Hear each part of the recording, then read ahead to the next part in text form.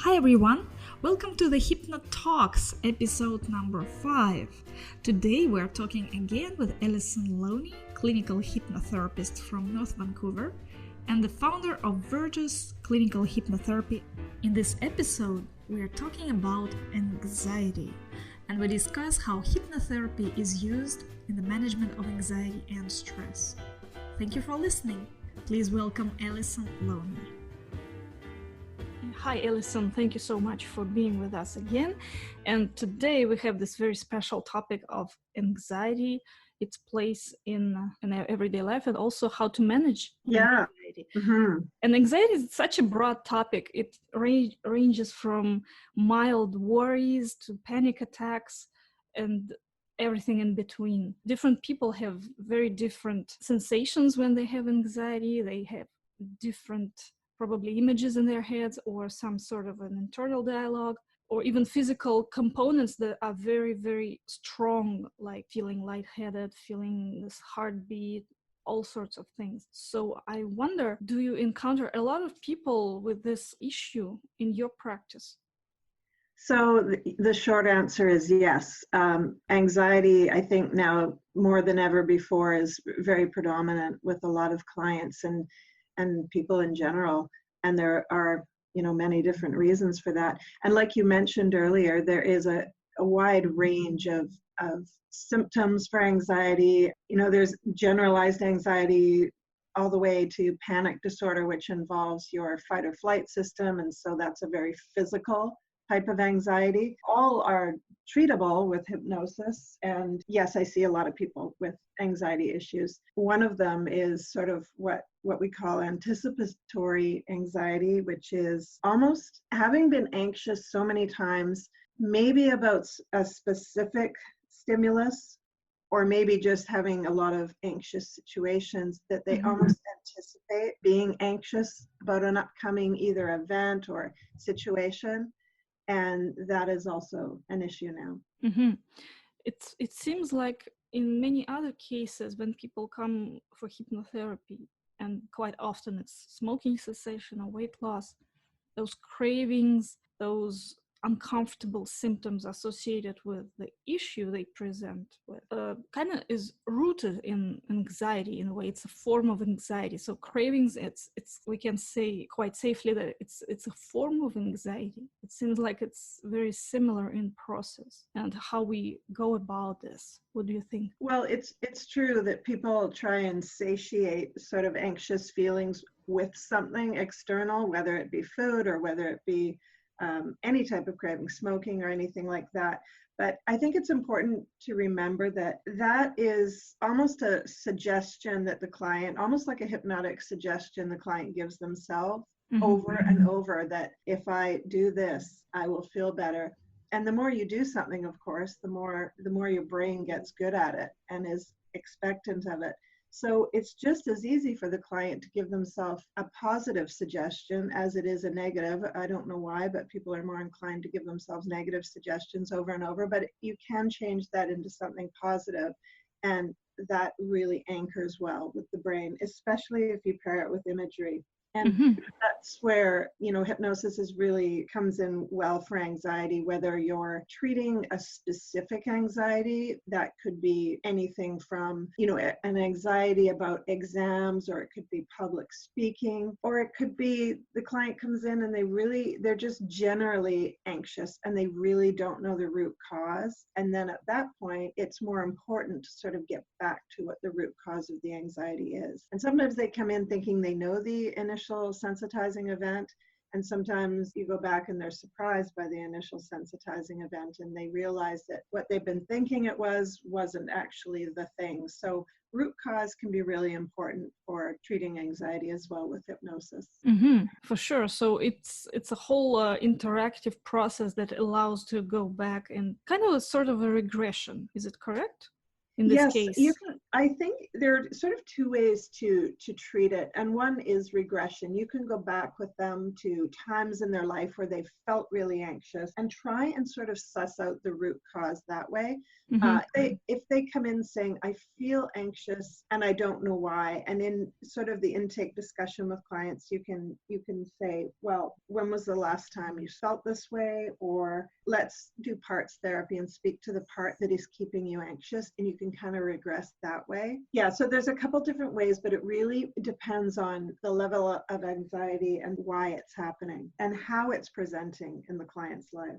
And I wonder if it's possible to manage anxiety effectively without necessarily going to the root cause in some cases. I would say yes to that. Just like if you have a cold and you take medication for it, it doesn't get rid of the virus, but it does manage the symptoms. I would say you can manage anxiety, especially when it's over something specific. You can definitely manage the symptoms with hypnosis, and then keep that going with self-hypnosis. That's another really good tool to manage anxiety. And also maybe taking breaks, and self-hypnosis is a form of taking a break during the day. It's a way to focus in, which is important. Doesn't have to be very, very long. It can take maybe 5 minutes and be very beneficial. Oh yeah, I tell clients like even 60 seconds. One of the tricks I use is anchoring. So if you have a client under hypnosis and they're in a state of well-being at that moment, and the images we've created and what they're seeing and feeling is positive around whatever it is we're working on, you can anchor it in by doing a physical activity like pressing your forefinger and your thumb together while seeing and experiencing and hitting as many of the senses as you can. You can anchor that in the moment, and then they can take that anchor with them once out of hypnosis in their everyday life, press their finger and thumb together and go back to that state. And talking about anchors, I think it's important to note that each time we create an anchor, it's important to reinforce it. You have to reinforce it, unfortunately. It's like homework. They have to do it at least as often as they can during the day, as often as they remember, and it only takes a few seconds, but it's one of those things that you need to do repeatedly for it to be completely effective. But once you get it, it's amazing how it doesn't even need to be, you can also grab an object that you like and hold it, and then in the future, when you hold that object again, you go back to that state of confidence or euphoria or whatever it is you want to achieve. The only problem with this is if you don't have this object, then you might end up in a situation like in that cartoon. You remember Dumbo when he lost his feather and he couldn't fly anymore. Yeah. That's why the thumb and forefinger works really well, because you can do it anywhere at any time. People don't even really have to know what you're doing. This is just an internal something that you're triggering. I wonder about this whole curiosity about how people create anxiety, because to be honest, we create that ourselves. So we do something in our internal world. We don't necessarily realize it, but we do something to build up and increase this feeling. So probably we might create pictures of some events, or probably we talk to ourselves. It's true. We do build upon, and this goes back to what I was saying about anticipatory anxiety. Once you've had a past uncomfortable situation, or maybe even a traumatic stimulus of some sort, it's very easy, of course, to remember it, but then to fear it happening again. So when a client sometimes gets around any type of related stimuli that can form a trigger back to that initial event, that's when anxiety is created. And many times people will worry about it happening again, even though there is no indication of anything around that's similar. So anxiety is created by sort of heaping on fear of it happening again onto the initial event that happened. And I don't know if you use a lot of NLP in your work, if you work with those images and those internal sounds in any way, or you prefer other methods? I do use some NLP, definitely. I just try, and the imagery is really important, and trying to sort of encompass all of the senses when you're working with anxiety. It's really good to get grounded. And that goes for when they're in hypnosis or when they're out of hypnosis in their everyday life, to really be able to know where you are, feel, smell, taste, and anything you can encompass from your senses that really grounds you into the moment, because anxiety is future-based thinking. It's taking yourself out of the moment and worrying about what may or may not happen. So it's really important to know that that's not happening now. And even in worst case scenario, if it did happen, you've already gone ahead and worried twice. You may as well worry only if something does happen, rather than worrying about it before it even happens. So you really have to get the client back into where they're at in the moment. And what is your favorite process of getting grounded and getting back to the present moment? Well, under hypnosis, if you're giving direct suggestion and using imagery, you can take them to their favorite place, wherever that is. And that's also a good way to anchor something in that they can use quickly when in their everyday life. But whether it's, a beach, or they're somewhere in nature usually, or even their bedroom, somewhere where they've felt safe in the past, you can take them back there, and you can really have them frame that and anchor that in while you're hitting all their senses. And for them, being in the moment of when they start to feel a little bit of anxiety creeping in, what would be a very straightforward and easy process for them to manage this? In their everyday life? Yes. They can right away take note of what they're seeing, what they're feeling, what they're smelling. Get them to name 3 things in their head that they can see, smell, sight, taste, sound, hit all their senses, and that really gets you back into where you are in the moment. Rather than, you can spiral very easily thinking about what may happen. And unfortunately, most people think about what may happen in the negative instead of thinking about all the glorious things that actually can happen. And the likelihood of what they're fearing happening is usually very minimal. Yes, and they say that it's a protection function of our brain to search for dangers around us, to anticipate something bad. Sometimes it's just our brain doing a little bit too much of this, and we live in, at least here in Western world, we live in a very safe environment. So that's the primal brain. That's why panic disorder, why you go into fight or flight, that's completely a primal instinct. But I think that people like to be prepared for worst case scenarios, but there's a difference between being intellectually prepared for something and then letting it actually manifest in your body. So you're having physical symptoms, that's anxiety, and that's something completely different. I really liked the book which is called Rewire Your Anxious Brain by Catherine Pittman and Elizabeth Carley, I'm not sure how to pronounce. And Catherine Pittman is actually a licensed psychologist. And in this book, they explain that anxiety comes from 2 different places. One is the cortex, this very recent part of the brain that human developed during the evolution. And the other part is very, very old and ancient, which is amygdala. And sometimes our cortex can contribute because it creates those images and thoughts. And amygdala is this initiator because it keeps those emotional memories and also triggers this fight and flight response. And sometimes people can get into this panic mode without realizing why, like you mentioned. And also at this point, reasoning doesn't seem to work for them. So it's like this physical reaction that is developing, and no amount of thinking to themselves that they are safe does the trick. Yes, especially with panic disorder. It's already taken hold in your physical body, and it reacts as if you're in a life or death situation.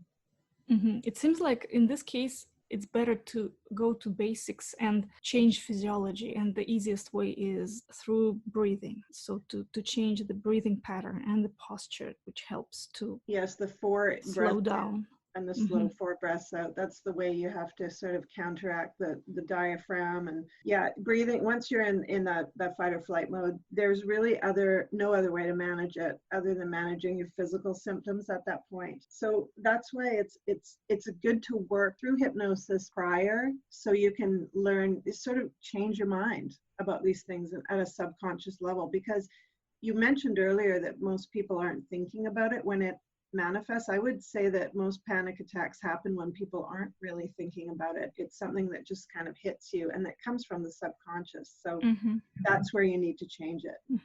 Yes, and in this book, it's actually it has a lot of techniques that are very much related to our hypnotic processes. It's a progressive relaxation, it's an anchor for a safe space or something similar. So I was really enjoying reading this book, and it's based on neuroscience, and it confirms that many tools that we use, like almost in every hypnotic session, whatever the issue is, are basically backed by neuroscience. Definitely, yeah. So I really recommend this book, Rewire Your Anxious Brain. Great tool. And also another book by hypnotherapist Melissa Tiers from New York. Yes. It's very short and concise. It's called Anti-Anxiety Toolkit, and it has many different techniques that can help in a moment, or if you apply them regularly, to manage anxiety. Some of them are very easy, very short. Some of them are a little bit more elaborate and take probably a partner. Hypnotherapist is the best. So it's a very valuable book also. And talking about the triggers, I mean, in this case, anchors to the peaceful place. It seems like anchors come in all flavors and all different forms. So we can use a physical touch, as you mentioned, to fingers, that this movement that we don't necessarily do in our life. So it's very specific. And we also can use a word, right? Yes, that is true. Anything that really resonates and works for the client. Yeah, something that they think that they will remember easily and be able to do anywhere, because that's important, because you can't always have a place to sort of go and breathe and employ something that's going to take a while. You need to be able to take, sometimes within a minute and do something quick. But once you establish an anchor, whether it's, something, a word, or I think it's best to sort of employ something physical with imagery, just because the brain really responds well to images. Once you practice that, and you really need to practice it a lot, and you get that anchor in, it's really amazing. It works really well for people with the fear of flying too, for instance.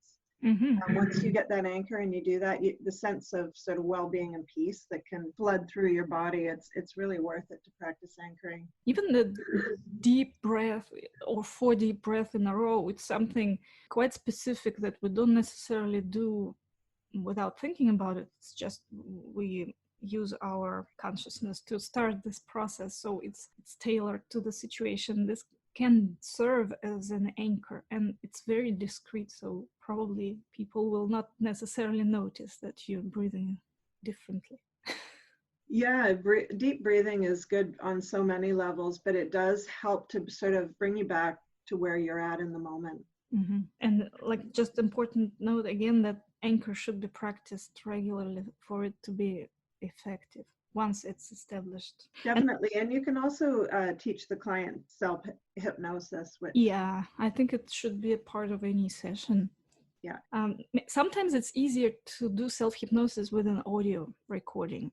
For some people, it's just easier to be guided and use this as a bridge to their own processes, so that they can start self-hypnosis and doing it by themselves later. Yeah, it's just going to further enforce the session you've had with them and really expedite the healing. And talking about self-talk, I just wanted to mention that sometimes we tend to use this negative formulations like don't. It's like that story about when people are running around, there's a fire somewhere, and you stop someone and you say, don't panic. And the only thing they hear is panic, panic, Right.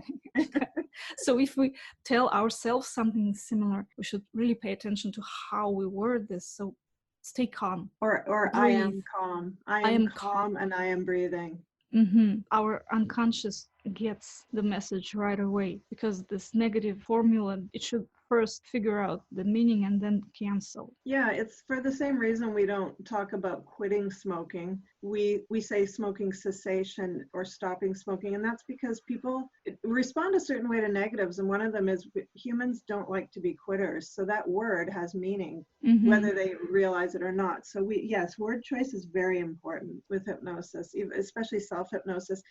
A little trick I tell people is in those moments where you're maybe in your car and you're sitting at a red light and you have those moments where you're lost in thought or you're not really cognizant just for a few seconds, that is a form of hypnosis. You're in a self-hypnosis. So when you sort of wake up out of that and you be cognizant of what you are thinking or telling yourself during those moments, because those moments matter. So if you realize that you're scrolling and you're kind of in a daze, you're scrolling through social media, be cognizant of what you're taking in and use those moments to tell yourself something like I am really calm, or this is a great day. Yeah, that's important. It's to leverage all those moments that occur naturally in our life when we are in this almost very close to hypnotic state. Because I think those moments can increase anxiety depending on what you're telling yourself, because you do slip in out of those moments all day. Especially if your newsfeed is flooded with unsettling news about what happens in the world or some other things that might bother you personally. Or just when you're setting off to work in your car, people tend to sort of be going through their laundry list of what they need to do that day, and that tends to create worry. So instead, just tell yourself, this is a great day. I'm having a great day. That's really valuable. It's just important to remember to do this. I think it gets into a habit at some point, but first it takes a little bit of self-awareness to start changing these internal messages. So I think we covered pretty much everything I put here on my list, unless you want to add something else that I didn't think of. Yeah, I would just say that if you're struggling with anxiety, really consider hypnosis as a modality for change, because it's very effective. And if you just feel a generalized sense of unrest and you're not sure why, you can get to the root cause of it with hypnosis. And we discussed root cause earlier, and I will say that I do think root cause, if you can ever get to root cause of something, is so helpful, because once you shed light on something, it tends to dissolve. So that's really the benefit of root cause, but symptoms can be managed too. Because what happens quite often, if you get to the root cause and from the position you are in as an adult, as a person who had so many different experiences and learnings, you just see that situation from such a different angles. So it completely changes meaning, and you just release the situation in a way. So it's very liberating as experience. Yeah, because memory is unreliable, really, especially if you're going back many years. So your perception of what happened may not be reality. So you need to just change the perception of the event. The meaning of and the meaning, yeah. Because we are meaning-making machines. It seems like everything that happens, we tend to create a meaning out of it, and probably our meaning only exists for us. That's a very interesting thing. Somebody else would make a completely different meaning out of the same situation.